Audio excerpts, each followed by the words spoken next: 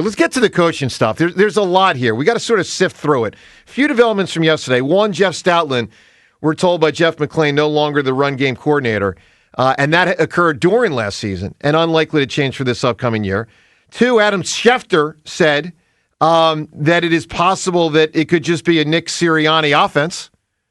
So like that, I mean, let's remember. Did you hear what Dan Orlovsky said after? What part? That? Will you tell me? Well, he said essentially, in a very nice way, Yep.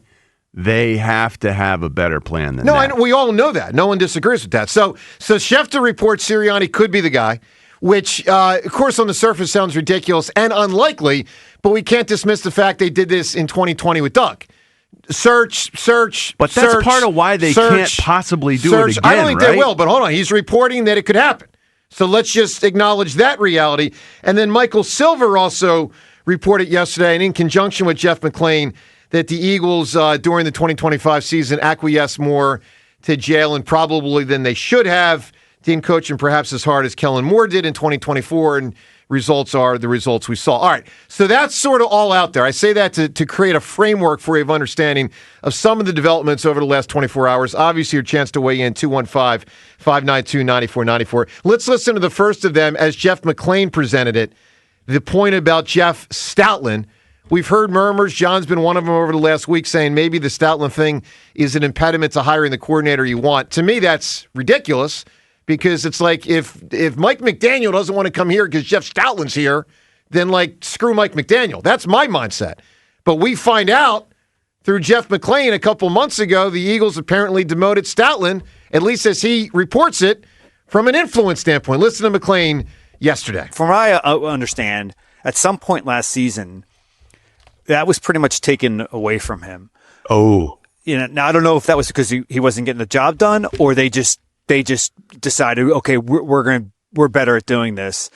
I think, if you look at prior to this year, how well they ran the ball and Jeff Stoutland being in charge of the run game, you would think that you'd stick with the guy who's had that much success. Good. And by that, what McLane was talking about was being the run game coordinator. Now, John, I'm not like a rocket scientist, but I know this. After 10 years of success, actually more than that, because Stoutland came in here in 2013. What was much success? What was the point of demoting him? Look, I am surprised. Can someone help me explain that? I'm surprised, especially because we're told this was partway through the year. We know that the injuries were racking up on the O-line. Yeah. It feels I really am surprised at this. It felt like Jeff Stoutland was the tried and true, like we can lean back and take solace in the fact that this guy always has the answers. Yet they took the ability to answer questions away from him, the ability to plan the offense away from him. That really did surprise me. That shocked me. I wonder where that came from directly. Well, is that always the front office? Like, are we to assume it's always the front office making these decisions? No, I don't think we're always to assume it, but I think we're always to assume it's some combination of Lurie, Howie, and Nick. Mm-hmm. Sometimes it might be with Lurie. Nick being minimized for the most part. Often. But so I wonder how much say he had in that. I don't know, but here's my point. It's shocking, no matter how independent of whose say it was, to me it sounds dumb. Because dumb. On the one hand, I thought, okay, well, maybe that will help our whatever the way it looks to the outside. These coaches who are coming in here to interview, maybe that helps them feel like they have more say.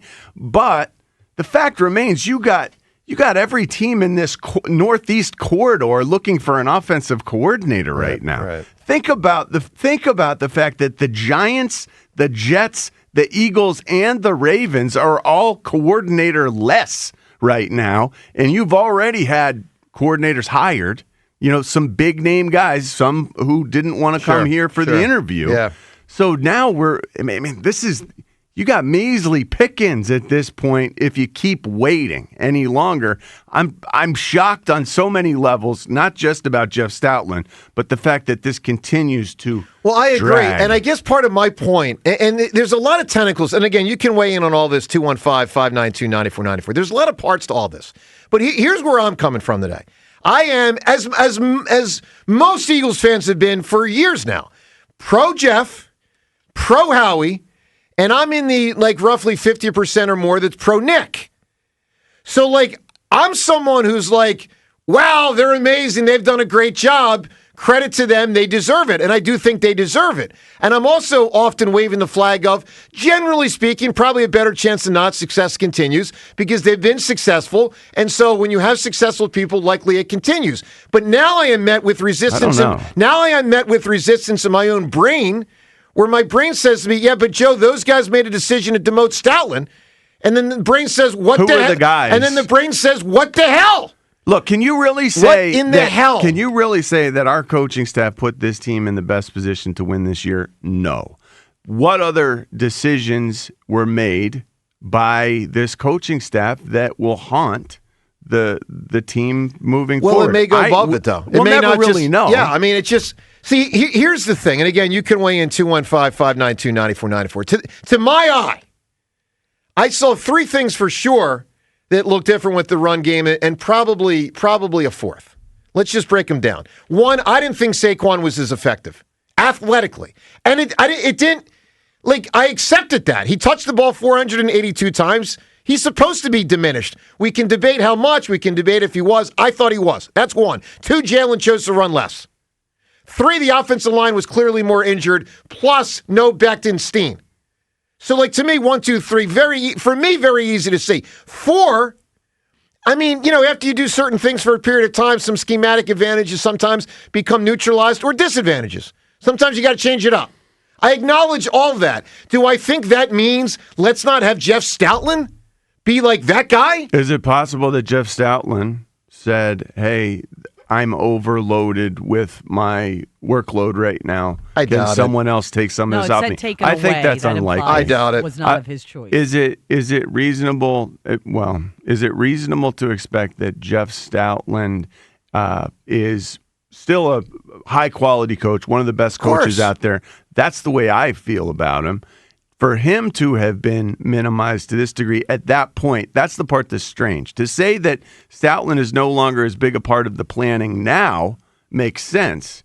But the fact that this came out so far after the fact, right, and we're hearing that Stoutland, that there was so much more trouble in paradise than we even realized. For sure. In areas of the team that we thought were completely sound and airtight. The offensive line, we thought the only problem there was they were hurt. Well, it sounds like the team from the inside is saying, we don't like the plan that we're putting forth every week. That's right. This is new information that it really does take a while to get my head around it. Yeah, it's very bizarre to me. So to me, there's a small picture, which is hey, we're learning more about 2025. Not that that's that small picture. But the bigger picture for me is it causes me to have less faith in them. James, does that make sense? That's my point. Yes, it makes sense. It causes me, who generally has a lot of faith in the Eagles, to have less faith in the Eagles. That's why that's why it almost hurts, because it's now you're shifting my worldview a little bit. Talk to me, James. Yeah, no, I get that. I'm not as far down that road yet.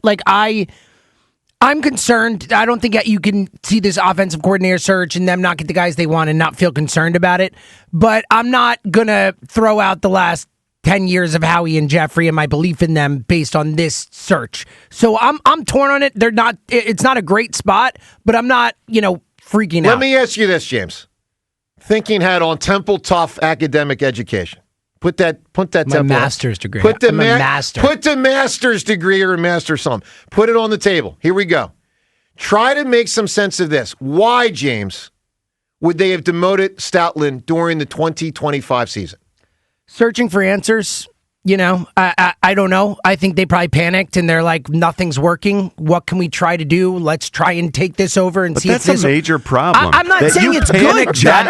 I'm not saying it's good. You demote I'm just saying Jeff the point Stoutland? is John keeps going you don't have the answers. My guess is they were trying to find answers. That's the only thing that I can make sense of it, because I agree with you. It doesn't make sense. Rhea, does it make any sense to you? I'm curious as to when. That would say a lot to me, because remember at one point during the season, every time we saw Tank Bigsby, he kept gaining yards, and then we wouldn't see him for a while.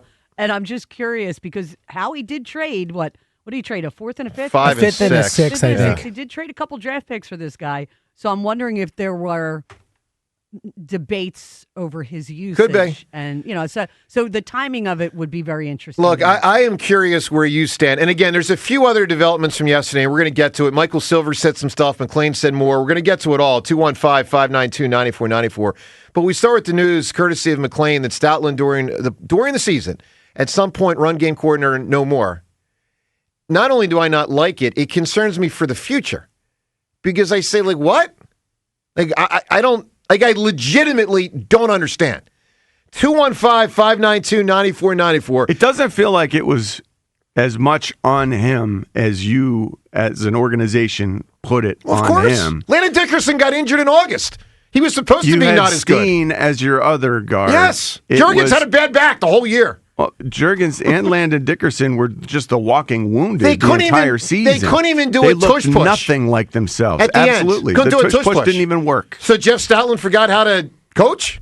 Am I like, ladies and gentlemen of the jury, am I missing something? But that's desperation, isn't it? Like, yes. They fired, or they didn't fire. They removed blamed Jeff Stoutland from his position of prominence, really helping our team be the best running, or one of the best running teams in the world, essentially. I'm so confused. Lost his job. I'm so confused. And we didn't even hear about it until now. Yeah, well, that part That's weird. That part doesn't surprise me because they normally keep stuff in-house.